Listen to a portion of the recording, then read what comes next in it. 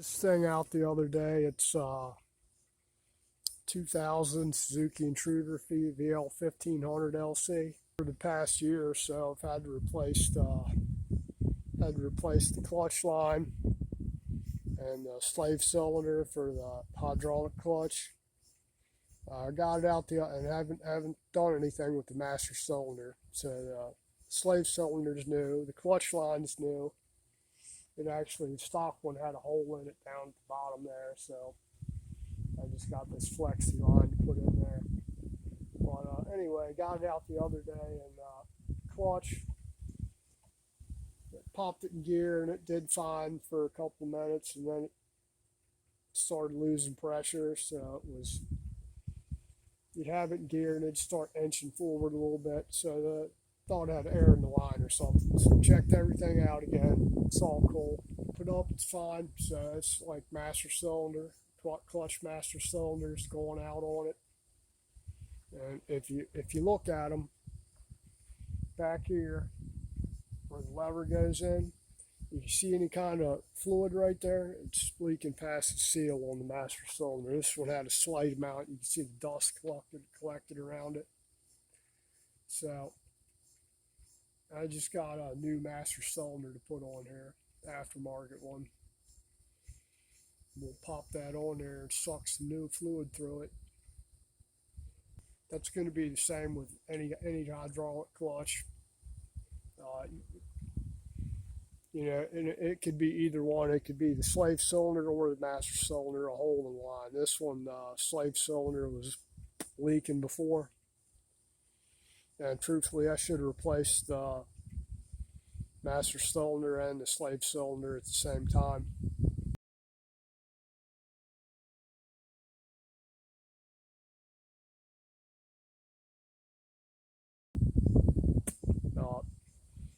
You could obviously see fluid was caked and had crusty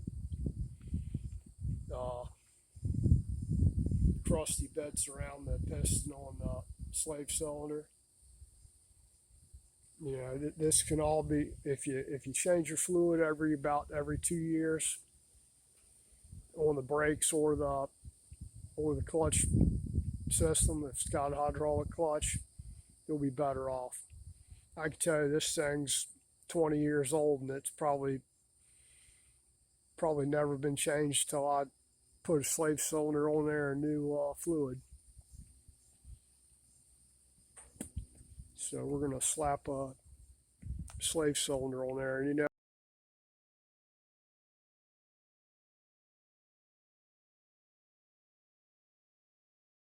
know, it uses .4 in here, so you kind of need to be careful where you're squirting brake fluid at. You don't want to get any on the tank cover or on the fenders or anything.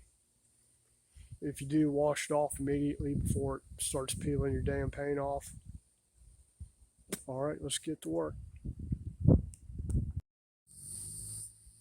Okay, this is a universal one. So what I got is the switch is different. Now I know my stock switch is good, so I'm going to swap the switches out on here. Old switch for this new one, which is slightly different, so the connection's different. It's just a 2-wire switch, but for whatever reason this one's slightly different. The tongs are a little bit farther apart. It's a different design.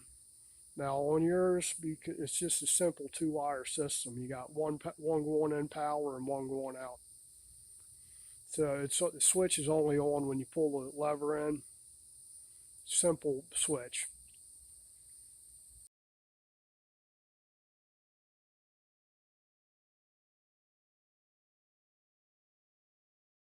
They're just held on with a little Phillips head screw, so I'm just going to swap the switches out here. Usually I'd use my vacuum sucker to do this, but I'm just going to do it by hand. When you hook the line back up on the new master cylinder, if you got new washers, I'd suggest you use them, or maybe get some new ones and put in there. You want them good and tight. Now when you do it, you know, you want to use brake fluid, preferably it isn't really old and it's been sealed in a sealed container for a while. Let's go ahead and pop the cap off here. Keep everything clean. Try not to contaminate the fluid any or leave it open too long. Now, a lot of times what people do is they'll have it in this position and try and bleed it like that with the brake or the master cylinder. And what happens is the fluid, you're trying to push air uphill, and air bubbles will get trapped right in here, and they'll try bleeding it for 3 hours. Talk to people all the time, they can't do it. And all they got to do is turn the bars a little bit so the fluid portion is actually higher than the banjo, and it'll pop fluid right out as soon as you turn it. So I'm just going to pop that thing over, and I'll end up standing this thing up to do it, to try and bleed fluid out. Fluid here, I'm just using the Napa brand, premium, whatever it is, heavy duty brake fluid .4. I just bought this last week. Hopefully you can see that. Now when you first start pumping it, you're going to see fluid start bubbling. Should be pulling bubbles back.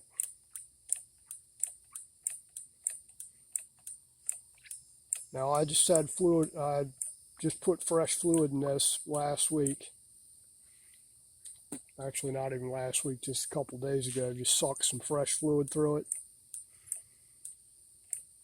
and bled it just to make sure we didn't have an air leak in here somewhere.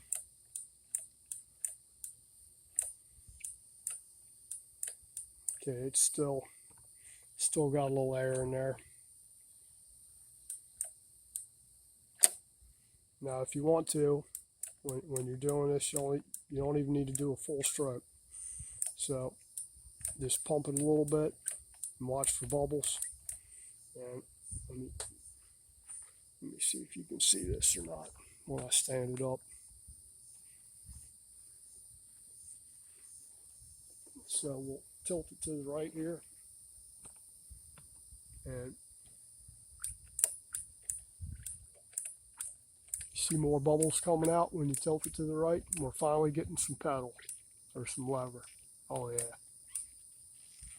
And getting a little bleed back there, a little shoot back. So I'm not even going to bleed that down at the bottom. I'm going to leave it right there, and I'll fill it up to the top when my son gets home.